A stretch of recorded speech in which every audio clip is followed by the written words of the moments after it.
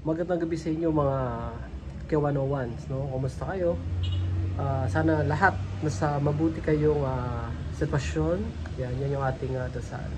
So, for today's video, no, gusto kong pag-usapan natin itong ghost student, no, in 12 private school. So, kalat na kalat ito ngayon sa social media. So, sabi dito sa post na to ng Inquirer.net, okay? O di ba ang galing ni VP Sara, pati mga kaluluwa pinag-aaral sa private school. Aba, ibang level yon, malasakit kahit may mga na EJK, at least may edukasyon pa rin sila. Sabing ganun, no, sa post dito ng Inquirer.net. Okay, pag-usapan natin.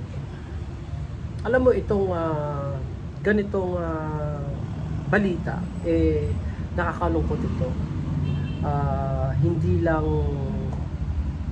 sa ating mga mamamayan na alam mo yung lugmok sa kahirapan, tapos itong mga politician na nasa mataas na katungkulan, alam mo yung para lang ganun lang kabilis mangurakot sila, no? Na alam mo, ini-expect ko talaga pag nasa mataas ka na katungkulan, dapat yung marinig natin yung araw-araw na lang na dito ka pumunta. Parang katulad kay Attorney Leni Robredo na updated ang lahat, no? Updated ang taong bayan kung anong pinagagawa niya at kung saan niya dinadala yung pondo. Hindi yung sa araw-araw na lang na ginawa ng Diyos, ay naririnig natin ito merong tawag nito, merong confidential funds, merong mga ganitong activities na hindi naman talaga ikauunlad ng taong bayan. So katulad dito, no, napaka-ano nito, napaka-laking pera, 52 million, no, almost, no, went to ghost students. So ito, actually, itong balita na to hindi siya bago para sa akin. Kasi, kung nalalaman nyo, meron ding news, meron din silang, meron din yung COA na kinu-question, no, dati sa Davao, no, na mga ghost employees. So, hindi na bago ito eh. Kahit yung ano na yan, yung confidential funds, sila din, doon din talagang talamak din. So, ang dami nila mga strategies. Itong ano na to, itong mga pamilya nito na nag-aano sa Davao, hindi ko alam kung bakit hindi nagigising yung mga ito. Pero ito, basahin ko lang dito. Sara Duterte at ang mga multo ng bayan. Ghost employee, yan. Ghost students, ghost budget. Ayan. Sa Pilipinas, hindi lang natin problema ang multo sa horror movies. Mas delikado ang mga multo sa payroll, yan, at edukasyon. At sino ang reyna ng mga ghosting galore? Syempre, walang iba kundi alam niyo na kung sino, di ba? Sara Duterte, ang nakalagay dito, na tila may kakaibang talent sa pagpaparami ng mga hindi nakikitang empleyado at estudyante. So, sinasabi ko nga na nagkaroon na sila ng issue din sa Davao, no? So, sila na magpamilya, ito yung mga diskarte nila, di ba? Ghost students, yan, nasaan ang mga batang multo? No, imagine mo 52 million, no? Ang laki nito, 52.5 million, di ba? Ayon kay Education Secretary Sani Angara, 52.5 million ang muntik nang mawala sa senior high school, ayan, voucher program matapos matuklasan, ayan, na may 12 private schools na wala pala sa mapa. Walang estudyante, walang guro, walang building, parang eskwelahan ng mga kaluluwang ligaw. Kung may Bagani at Encantadia, ano to teleserye to, diba? Or movie ba to? Ito ang eskwelahang walang hantungan. At syempre, ang bida, si Inday Sara, ang reyna ng mga multong enrollees. Yan, no? Imagine mo to, may mga magulang na halos magkanda utang para mag-aral ang mga anak nila, habang ang DepEd ni Inday Sara pinupuntuhan ang mga estudyante hindi naman nag-i-exist. So ghost student nga, di ba? So, kanino napunta ang budget? Yun yung tanong dito. Excuse me. May PTA meeting ba ang mga ghost students? Di ba? Nagre-recite ba sila ng mga panatang makabayan sa kabilang mundo? Hi. So, alam mo ito mga ka-101, malaking bagay ito eh. Malaking tawag nito, kasiraan, no, sa isang politician, sa isang lingkod bayan, especially vice president, no? Especially naging head ka ng DepEd. So, 'di ba? Hindi ko alam kung paano siya babangon, kung paano niya i-clear out yung kanyang pangalan sa mata ng taong bayan, no? Sa mata ng Pilipinas na alam mo yung ang hirap kung saan nila hinuhugot yung kapal ng mukha, no? Na para i-justify yung mga kanilang ginagawa doon pa nga lang sa anong tawag nito sa confidential funds hindi na nga ma-explain at dinidma lang, pupunta lang sa kung saan sa Japan, kung saan para mag picture lang, hayahay, di ba? So para hindi yung iba talagang pag nagdawit yung pangalan is bothered pero sa kanila hindi no? So alam mo yung mga taong bayan, yung mga Pilipino dapat magising na, no? Ang daming pwedeng ipalit diyan, ang daming tao, sabi nga nila there's a lot of fish in the ocean, no? So marami din pwede natin pagpipilian na sure tayo na magsisilbi sa taong bayan. Hindi pwede yung basta na lang tayo pipili. Hindi ko maintindihan yung ating mga kababayan na alam mo yung pinili nila to at ang daming mga nadadawit na anong tawag nito na issue and yet ipipiliin mo pa rin ulit. Katangahan na po yun, no? Dapat po talagang sa panahon ngayon maging matalino katulad nito, di ba? Nung si Attorney Leni Robredo, no? Inaano natin na dapat siya.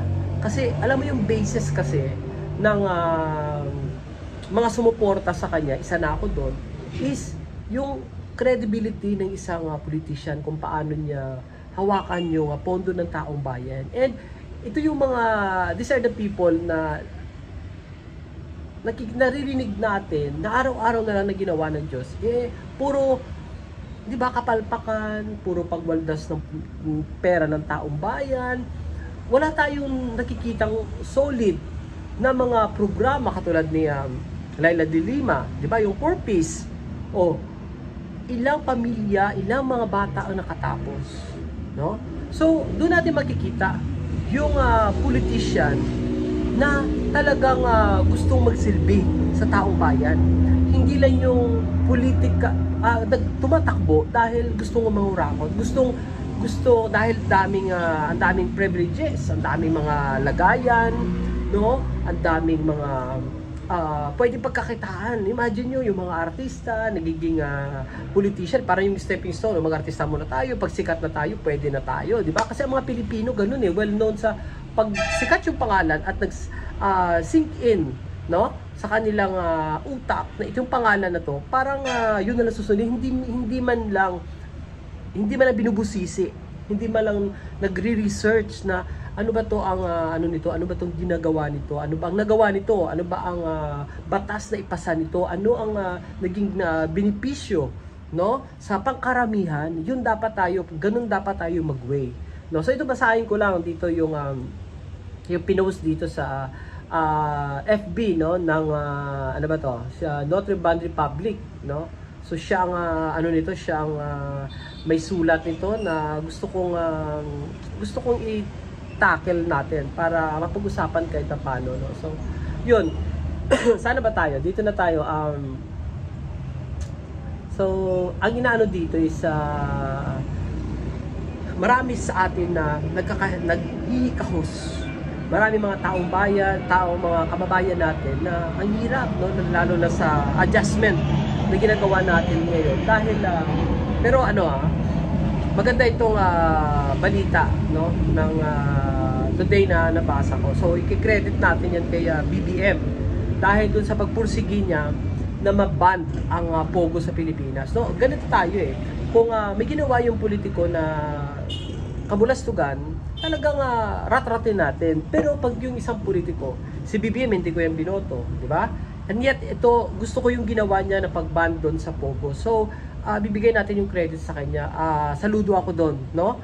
Dahil nawala, no, sa listing ang Pilipinas para doon sa mga yung illegal na na Pogo na yan, online na gambling. So, natanggal ang Pilipinas doon. So, good thing, 'di ba? 'Yun yung dapat yun yung iniisip. Hindi dito kaya saan pa nag-umpisa ang Pogo na yan, 'di ba? Kay Duterte. So, doon pa na makikita mo kung anong option ni Duterte na binibigay sa mga taong bayan, no? Sa taong bayan, yung pagsugal, no? Sabihin mo man na may option sila kung magsugal sila, hindi, pero still binibigyan mo sila ng option, no? Pero pag mahal mo yung Pilipinas, ang Pilipino, bawal kayo magsugal sa ganito. So ngayon may nakikita pa ako yung mga scatter na yan, dapat mawala yan sa mga online na gaming, no, sa mobile, no. So talagang dapat mawala yan para walang option ang taong bayan na magsugal, no. Kung yung casino para yung sa mga yayaman, pwede yan sila, okay lang yan sa kanila, pero sa mga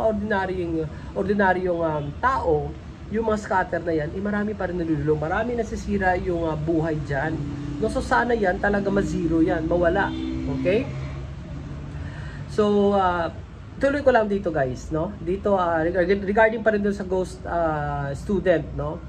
Dito tinan mo, ito nga binrot out niya dito, sinulat niya kung may ghost employee sa Davao at ghost student sa DepEd, ano kaya ang susunod? Ghost voters sa 2028? Malamang may ghost budget rin. Kasi kung hindi mo makikita ang empleyado at estudyante, sigurado hindi mo rin mahahanap ang perang inilaan para sa kanila. Pero ang pinaka nakakainis, habang ang ordinaryong Pilipino nagbabayad ng buwis, pinagpapawisan sa trabaho at nagkukumahog sa taas ng bilihin, may ilang tao dyan na kumikita dahil wala silang ginagawa. Kasi nga, hindi naman sila nag-i-exist. So, ang tanong dyan, para dun sa mga ghost na yan, saan napupunta ang budget dyan? Saan napupunta? Alam nyo na, di ba? Sa dami ng ghost sa administrasyon ni Sara, dapat siguro palitan na ang campaign slogan nila ng gobyernong mas maraming multo. Gobyerno, yan, maraming multo kaysa gobyerno. Di ba? Ulitin ko, gobyernong mas maraming multo kaysa solusyon. Yun pala. Dapat daw papalitan. Sabi niya yun, hindi ko sabi to, binabasa ko lang kasi natuwa ako di ba? So, paano puksain ang mga multo sa gobyerno? Sabi dito, simple lang, transparency, auditing, at matinong liderato. Ayan. Hindi tayo nagbabayad ng buwis para puntuhan ang mga espiritong gala. Tama nga naman, di ba? So, yun ang kailangan natin is visible, tangible, no? Na mga bagay na nai-enjoy ng taong bayan. Alam nyo, talagang mga kawanowan, yun ang in-expect ko na nai-experience, nai-enjoy ng mga Pilipino yung benefits, no, galing sa serbisyo ng di ba, yung mga binoto natin. Kung wala po tayong nakikitang ginawa na mabuti ng taong ito, no, ng politiko na to, sana mag-isip-isip, no, ang taong bayan, kasi kawawa talaga, di ba? So tapusin natin to, di ba? Natutuwa ako dito, no. Ang masakit, wala tayong multo buster sa gobyerno, pero may isang paraan para mawala ang mga ito. Ang hindi natin sila ihalal ulit. Tama po yun, yun ang sinasabi natin na busasiin natin. Mga kababayan, dapat naman natin i-weigh, no? Timbangin natin o sisain natin yung kredibilidad ng isang politiko. Katulad ngayon, ang daming tumatakbo, nakikita natin, pamilya-pamilya, artista, or sino man na clearly, no, kung malakas ang discerning spirit nyo, hindi talaga sila tumatakbo para maglingkod sa bayan. Nandyan sila para may option sila na mas malaki pang kikitain nila, no? Imagine mo itong mga bilyar, kung talagang tutusin, di ba? Hindi pa ba sila kontento na sa kadami nilang pera, no? O tingnan mo mga Ayala, tumatakbo ba yan? C, o di ba may mga mall yan. Ano pinakaiba nila anong pinakaiba ng bilyar? Di ba sa sobrang dami nila mga malls, mga subdivision, condo, developer, bakit kailangan mo pa sa gobyerno pumwesto? Kung tutusin, kung gusto mo magserbisyo, may pera kayo, pwede kayo magganito, ganyan, project dito para matulungan ng taong bayan. Pero, ang nasisilip natin dito is they're not there para protektahan, nandyan sila para protektahan ang kanilang interest, which is yung mga property, yung mga lupa, yung mga alam na natin, di ba? So, alam mo yun, hindi na, kailangan natin, mga ka-101, mag-isip, kailangan natin kumbinsihin yung mga kababayan natin ulit, no? Na ito na yung chance ulit na ilagay natin yung mga tamang tao para manilbihan, para ma-experience natin. Hindi ang butuhan kasi, hindi ito parang ano lang, parang grupo-grupo na binuto natin o kung manalo kami, masaya kami. Ang isipin natin, after yung after ng halalan, ano ang benepisyo na may experience mo, no? Galing dito sa mga tao na punesto natin, no? Kasi kung wala kang nakikita at puro gulo, puro anomalya, no, yung mga naririnig mo, you failed, no? Hindi mo nagawa ang responsibilidad mo bilang isang responsableng mamamayang Pilipino sa pamamaraan ng pagpili o pagboto ng tamang ang tawag nito, yung tamang tao na manilbihan sa bayan, tamang politician, no, na talaga magiging public servant, no? So, yun, eto nakakalungkot ito. So, another issue na naman ito na dapat niya i-explain, no? Hindi yung nandun sa Japan, nandun siya sa flower shop, bumubuhat ng halaman. Ako, sa dami niya ng binuhat na halaman, siguro nag-tree planting na lang siya, mas okay pa yung, meron tayo ditong mga 2,000 na seedlings, no, na pwede natin itanim. Siguro mas okay pa. Pero yung hahawak ka lang ng isang halaman, isang prutas, kung ano-ano man ipapakita mo, as if parang hindi ka tinatablahan sa mga issue, there's something wrong. No, sabi nga, pag may usok, may apoy. No, so saan ang gagaling, no? Yun ang kailangan nating bantayan. So, again, mga ka-101, titingnan natin, no, yung mga ang dami natin pwede pag-usapan, excited tayo, no, sa mga issue na to. Pag-usapan natin paunti-unti lang, hindi naman tayo kagalingan para doon, ano, pero no, ito lang yung mga basic na mga pwede natin pag-usapan na pwede naman talagang pag-usapan. Pwede naman talagang pag-usapan. Comment down below kung anong mga opinion nyo. Gusto ko talaga makita yung mga iba-iba't opinion nyo, mga ka-101, no? So, ayun, malaking issue ito, no? Sana pagpapaliwanagin din ito kasi syempre malaking pera ito, 52 million, no? 52.5 nga to be exact yung sinasabi dito. So, abangan natin kung ano ang magiging yung may makahihinatnan ng issue na ito. Okay? So, God bless everyone, no? Comment down below kung ano gusto niyo pag-usapan, and ano natin 'yan. Pag-usapan natin ng pakonti-konti lang. So, ayan. So, God bless everyone. Thank you for watching. Bye-bye.